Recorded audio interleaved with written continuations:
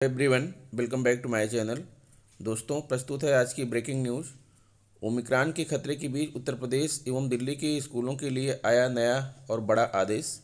छात्र का अंगूठा तोड़ने वाली शिक्षिका की वेतन वृद्धि रोकी, बीएसए ने की कार्रवाई। केंद्रीय शिक्षा मंत्री ने शुरू किया पढ़े भारत रीडिंग कैंपेन।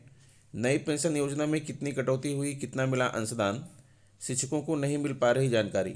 आज 2 करोड़ श्रमिकों को भत्ता देंगे सीएम योगी, खातों में भेजेंगे 1-1 हज़ार रुपये। आइए देखते हैं दोस्तों खबरें विस्तार से। जी हाँ दोस्तों, आप देख पा रहे हैं खबरें विस्तार से किंग्समैन ई हब यूट्यूब चैनल पर। ओमिक्रॉन के खतरों के बीच उत्तर प्रदेश एवं दिल्ली के स्कूलों के लिए आया नया और बड़ा आदेश। नई दिल्ली, कोविड-19 के नए वेरिएंट ओमिक्रॉन के मामले अब देश भर में तेजी से बढ़ रहे हैं। ओमिक्रॉन के खतरे के बीच कई राज्य सरकारों ने अपने राज्य में कई तरह की पाबंदियां लगा दी हैं। 24 घंटे के बीच में देश में कोरोना के 27,553 नए मामले आए हैं। वहीं 284 लोग अपनी जान गंवा चुके हैं। देश में अब तक कोविड के ओमिक्रॉन वेरिएंट्स के 1525 मामले सामने आ चुके हैं। ओमिक्रॉन से बढ़ते मामलों और खतरों के बीच दिल्ली, यूपी और हरियाणा के सभी स्कूलों को शीतकालीन अवकाश के लिए बंद करने का फैसला किया गया है। हालांकि बच्चों की पढ़ाई को ध्यान में रखते हुए ऑनलाइन क्लास चलाने का फैसला किया गया है। यूपी में भी स्कूल बंद। उत्तर प्रदेश में ओमिक्रॉन के खतरे को देखते हुए सरकार ने नोएडा, गाजियाबाद, हापुड़ और ग्रेटर नोएडा में सभी स्कूलों को बंद करने का फैसला किया है। राज्य सरकार ने कक्षा 1 से 8 तक के स्कूलों में कोड लीव घोषित कर दी है। राज्य सरकार का यह आदेश 14 जनवरी तक लागू रहने वाला है। हालांकि राज्य सरकार द्वारा अभी तक निजी स्कूलों के लिए कोई दिशा निर्देश जारी नहीं किया गया है। दिल्ली में स्कूल बंद। बढ़ते मामलों और ओमिक्रॉन के खतरे को देखते हुए सरकार ने देश की राजधानी दिल्ली में येलो अलर्ट जारी किया है। दूसरी ओर राजधानी में पिछले 2 सप्ताह में ओमिक्रॉन के मामले 2 से 3% बढ़कर 25 से 30% हो गए हैं। डीडीएमए ने सभी स्कूलों के लिए नए दिशा निर्देश जारी किए हैं। इस गाइडलाइन के मुताबिक सभी स्कूल कॉलेजों को आगामी आदेश तक बंद करने का फैसला लिया गया है। राज्य सरकार ने कक्षा 1 से 5 तक के स्कूलों में कोड लीव देने का फैसला किया है। छात्र का अंगूठा तोड़ने वाली शिक्षिका की वेतन वृद्धि रोकी, बीएसए ने की कार्रवाई। छात्र का अंगूठा तोड़ने वाली शिक्षिका की वेतन वृद्धि रोकी गई।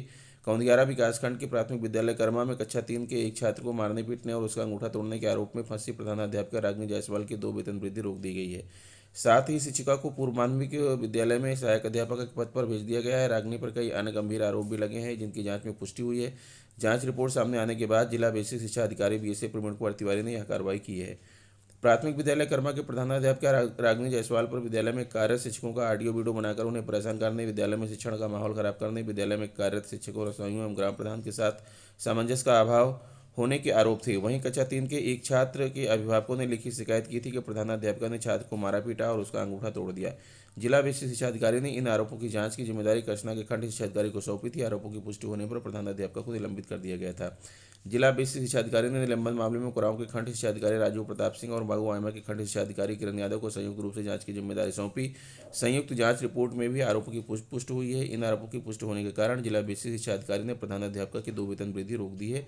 साथ ही अकादमिक नेतृत्व क्षमता का अभाव होने के कारण रागिनी जायसवाल को कौंदियारा विकासखंड के पूर्व माध्यमिक विद्यालय पिपराटा में सहायक अध्यापक के पद पर बहाल करते हुए तैनाती कर दी है। स्कूल कॉलेजों पर फिर से कोरोना की मार। उत्तर प्रदेश सहित कई राज्यों में किया शिक्षण संस्थानों को बंद करने का ऐलान। देश भर में कोरोना महामारी का प्रकोप एक बार फिर से बढ़ने लगा है। कई राज्यों में कोरोना के मामलों में लगातार वृद्धि देखने को मिल रही है। बीते दिन देश के विभिन्न राज्यों से संक्रमण के कुल 27,553 केस सामने आए हैं। वहीं देश में अब तक कोरोना के नए वेरिएंट ओमिक्रॉन के भी 1500 से अधिक मामले आ चुके हैं। अब तक 23 राज्यों में इस वेरिएंट की पुष्टि हो चुकी है।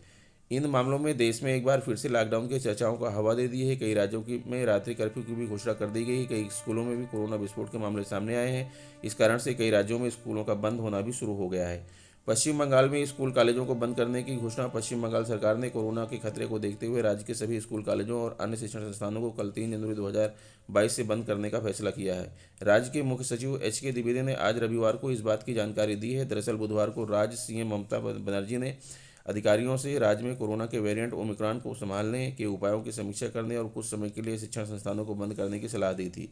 आधिकारिक नोटिस में कहा गया है कि राज्य में कल से सभी स्कूल कॉलेजों में अकादमिक गतिविधियां बंद रहेंगी। 50% क्षमता के साथ केवल प्रशासनिक गतिविधियां जारी रहेंगी। हरियाणा में सभी स्कूल और कॉलेज 12 जनवरी तक बंद। कोरोना के बढ़ते मामलों को देखते हुए हरियाणा सरकार ने राज्य में सभी स्कूल और कॉलेजों को 12 जनवरी 2022 तक बंद करने का फैसला किया है।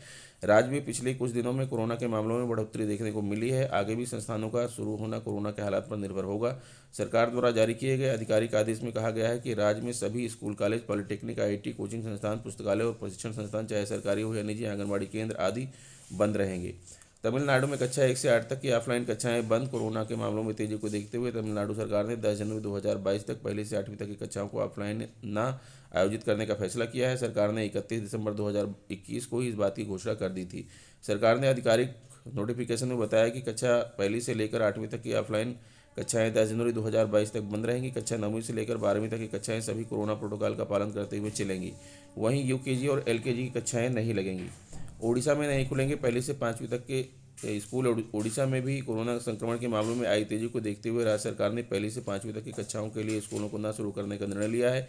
इससे पहले यह कक्षाएं सोमवार 3 जनवरी 2022 से शुरू होनी थी। राज्य के स्कूल और जिन शिक्षा मंत्री SR दास ने बताया कि राज्य में कोरोना के मामलों में बढ़ोतरी और परिजनों की प्रतिक्रियाओं को ध्यान में रखते हुए सरकार ने 3 जनवरी से पहली से 5वीं तक की कक्षाओं को न शुरू करने का निर्णय लिया है। महाराष्ट्र में फिर से बंद हो सकते हैं स्कूल। महाराष्ट्र सरकार जल्द ही राज्य में स्कूल कॉलेज समेत सभी शिक्षण संस्थानों को बंद करने का फैसला ले सकती है। दरअसल देश में कोरोना और इसके ओमिक्रॉन वेरिएंट के सबसे ज़्यादा मामले महाराष्ट्र में ही देखने को मिले हैं।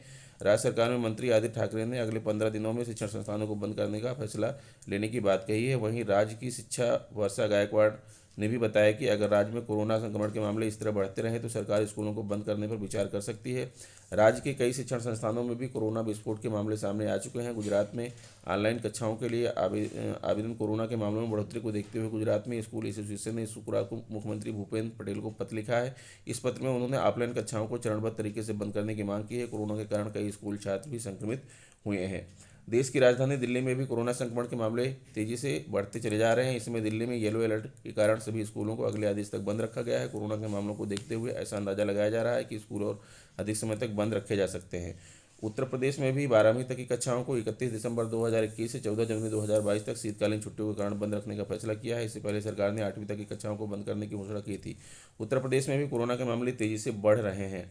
कई अन्य राज्यों में हालात बुरे। उत्तराखंड के नैनीताल में जवाहर नवोदय विद्यालय गंगरकोट में कोरोना विस्फोट का मामला देखने को मिला है। यहाँ एक साथ 85 छात्रों के संक्रमित होने की पुष्टि हुई है। प्रशासन ने सभी छात्रों को स्कूल में आइसोलेट कर दिया है।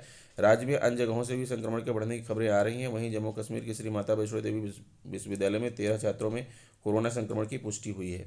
केंद्रीय शिक्षा मंत्री ने शुरू किया पढ़े भारत रीडिंग कैंपेन। पुस्तकें पढ़ने की अपील के साथ साझा की अपनी सूची। केंद्रीय शिक्षा मंत्री धर्मेंद्र प्रधान ने 1 जनवरी 2022 को 100 दिवसीय पठन अभियान शुरू किया। 100 दिवसीय पठन अभियान यानी कि पढ़े भारत अभियान छात्रों को उनकी रचनात्मक महत्वपूर्ण सोच और शब्दावली को मौखिक और लिखित रूप में व्यक्त करने की क्षमता सुधारने में मददगार साबित हुआ। अभियान बाल वाटिका और कक्षा 8 के बीच कक्षाओं में पढ़ने वाले छात्रों पर केंद्रित होगा।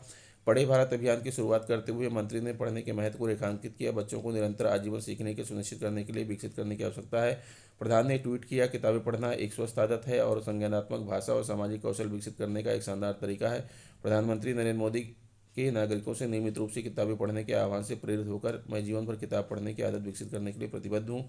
14 सप्ताह तक जारी रहेगा पढ़े भारत अभियान।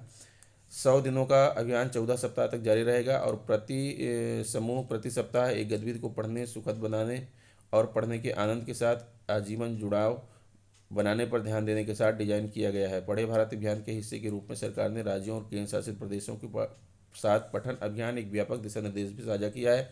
दिशा निर्देशों में उम्र के आधार पर विभाजित गतिविधियों का साप्ताहिक कैलेंडर है। गतिविधियों का गठन इस तरह से किया जाता है कि उन्हें छात्र घर पर उपलब्ध संसाधनों की मदद से कर सकें। दिशा निर्देशों में कहा गया है कि स्कूल बंद होने की स्थिति में छात्र परिवार या साथियों की मदद ले सकते हैं। ऐसा पढ़ें जो आनंदमय और टिकाऊ हो। मंत्री ने जोर देकर कहा, पढ़ना सीखने की नींव है जो छात्रों को स्वतंत्र रूप से किताबें पढ़ने के लिए प्रेरित करता है। रचनात्मकता, महत्वपूर्ण सोच, शब्दावली और मौखिक और लिखित दोनों में व्यक्त करने की क्षमता विकसित करता है। यह बच्चों को अपने परिवेश और वास्तविक जीवन की स्थिति से संबंधित करने में मदद करता है। उन्होंने एक सक्षम वातावरण बनाने की आवश्यकता पर जोर दिया जिसमें छात्र आनंद के लिए पढ़ते हैं और अपने कौशल को एक ऐसी प्रक्रिया के माध्यम से विकसित करते हैं जो आनंददायक और टिकाऊ हो और जीवन भर उनके साथ रहे। प्रधान ने उन 5 किताबों के नाम भी साझा किए जिन्हें उन्हें पढ़ने के लिए चुना है। नई पेंशन योजना में कितनी कटौती हुई, कितना अंशदान शिक्षकों को नहीं मिल पा रही जानकारी। पीलीभीत नई पेंशन योजना में वेतन से कितनी राशि की कटौती की गई, सरकार ने कटौती के सापेक्ष कितना अंशदान जमा किया, इसकी जानकारी माध्यमिक शिक्षकों को नहीं मिल पा रही है। यह मुद्दा उत्तर प्रदेश माध्यमिक शिक्षक संघ ने बुधवार को उठाया है। संघ का प्रतिनिधिमंडल जिला विद्यालय निरीक्षक से मिला। उत्तर प्रदेश माध्यमिक शिक्षक संघ धर्माकोट का प्रतिनिधिमंडल जिला अध्यक्ष लक्ष्मीकांत शर्मा के साथ जिला विद्यालय निरीक्षक से मिला। प्रतिनिधिमंडल ने अवगत कराया कि वर्ष 2016 से नई पेंशन योजना के अंतर्गत शिक्षकों के वेतन से कटौती हो रही है, किंतु शिक्षकों के खातों का विवरण नहीं दिया गया है। शिक्षकों को इस बात की कोई जानकारी नहीं है कि पेंशन के लिए सरकारी अनुदान मिला या नहीं। शिक्षक अनुज मिश्रा ने कहा कि लंबे समय से यह मुद्दा उठ रहा है लेकिन समाधान नहीं हो सका है। शिक्षकों को नई पेंशन योजना के अंतर्गत होने वाली कटौती व प्राप्त सरकारी अनुदान की कोई जानकारी नहीं मिल पा रही है। जिला विद्यालय निरीक्षक ओम प्रकाश ने कहा कि लेखा अधिकारी से चिकित्सीय अवकाश पर हैं, इसलिए जनवरी के प्रथम सप्ताह में समस्या का समाधान होगा। जिला विद्यालय निरीक्षक के आश्वासन पर प्रतिनिधि मंडल द्वारा बुधवार से प्रस्तावित आंदोलन कार्यक्रम स्थगित किया गया। जिला मंत्री सतीश चंद्र गंगवार, अनुराग गंगवार, राजेश गंगवार प्रतिनिधिमंडल में साथ रहे। प्रदेश सरकार सोमवार को 2 करोड़ श्रमिकों को भरण पोषण भत्ता देगी। पहले चरण में 1,000 रुपये का धनराशि सीएम योगी आदित्यनाथ श्रमिकों को उनके खाते में ट्रांसफर करेंगे। योगी सरकार ने कोरोना महामारी की तीसरी लहर की आशंका के मद्देनजर असंगठित क्षेत्र के श्रमिकों को भरण पोषण भत्ता देने का ऐलान किया है। दिसंबर से मार्च यानी 4 माह तक 500 रुपये भत्ता दिया जाएगा। कुल 2,000 रुपये दिए जाने हैं, जिनकी 1,000 की 2 किस्तें जारी होंगी। इसमें प्रदेश में कुल पंजीकृत कामगारों की संख्या 5,90,08,745 है। तो दोस्तों ये रहा आज का ब्रेकिंग न्यूज़। आशा करता हूँ वीडियो आपको अच्छी लगी होगी। अगर वीडियो अच्छी लगी है तो प्लीज़ मेरे चैनल को सब्सक्राइब कर लीजिए, बेल आइकन को प्रेस कर दीजिए। मिलते हैं आपसे नेक्स्ट वीडियो में कुछ नई जानकारी लेकर, तब तक के लिए नमस्कार।